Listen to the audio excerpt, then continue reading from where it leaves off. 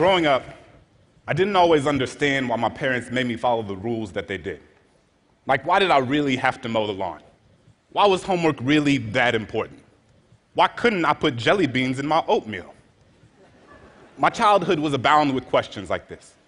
Normal things about being a kid and realizing that sometimes it was best to listen to my parents even when I didn't exactly understand why.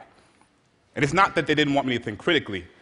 Their parenting always sought to reconcile the tension between having my siblings and I understand the realities of the world while ensuring that we never accepted the status quo as inevitable.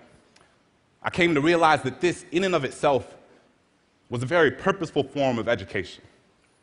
One of my favorite educators, Brazilian author and scholar Paulo Freire, speaks quite explicitly about the need for education to be used as a tool for critical awakening and shared humanity. In his most famous book, Pedagogy of the Oppressed, he states, "No one can be authentically human while he prevents others from being so." Now, I've been thinking a lot about this lately, this idea of humanity, and specifically who in this world is afforded the privilege of being perceived as fully human.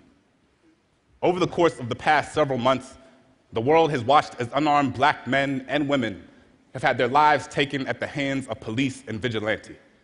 These events and all that has transpired after them have brought me back to my own childhood and the decisions that my parents made about raising a black boy in America that growing up I didn't always understand in the way that I do now.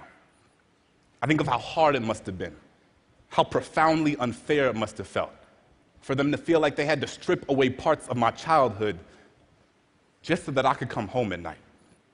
For example, I think of how one night, when I was around 12 years old on an overnight field trip to another city, my friends and I bought super soakers and turned the hotel parking lot into our own water-filled battle zone. We hid behind cars, running through the darkness that lay between the streetlights. Boundless laughter ubiquitous across the pavement.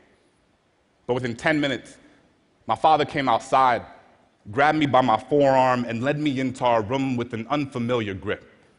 Before I could say anything, tell him how foolish he had made me look in front of my friends, he derided me for being so naive, looked me in the eye, fear consuming his face, and said, "Son, I'm sorry, but you can't act the same as your white friends.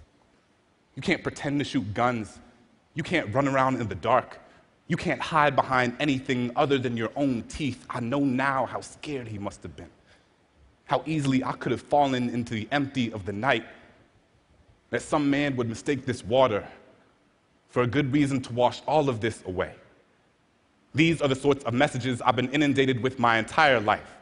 Always keep your hands where they can see them. Don't move too quickly. Take off your hood when the sun goes down. My parents raised me and my siblings in an armor of advice, an ocean of alarm bells so someone wouldn't steal the breath from our lungs, so that they wouldn't make a memory of this skin, so that we could be kids, not casket or concrete. And it's not because they thought it would make us better than anyone else. It's simply because they wanted to keep us alive.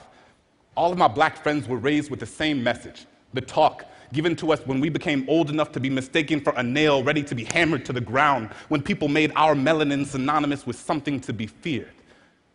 But what does it do to a child to grow up knowing that you cannot simply be a child, that the whims of adolescence are too dangerous for your breath, that you cannot simply be curious, that you are not afforded the luxury of making a mistake, that someone's implicit bias might be the reason you don't wake up in the morning? But this cannot be what defines us. Because we had parents who raised us to understand that our bodies weren't meant for the backside of a bullet, but for flying kites and jumping rope and laughing until our stomachs burst. We had teachers who taught us how to raise our hands in class and not just to signal surrender, and that the only thing we should give up is the idea that we aren't worthy of this world. So when we say that Black lives matter, it's not because others don't. It's simply because we must affirm that we are worthy of existing without fear, when so many things tell us we are not. I want to live in a world where my son will not be presumed guilty the moment he is born, where a toy in his hand isn't mistaken for anything other than a toy. And I refuse to accept that we can't build this world into something new, some place where a child's name doesn't have to be written on a t-shirt or a tombstone, where the value of someone's life isn't determined by anything other than the fact that they had lungs, a place where every single one of us can breathe. Thank you.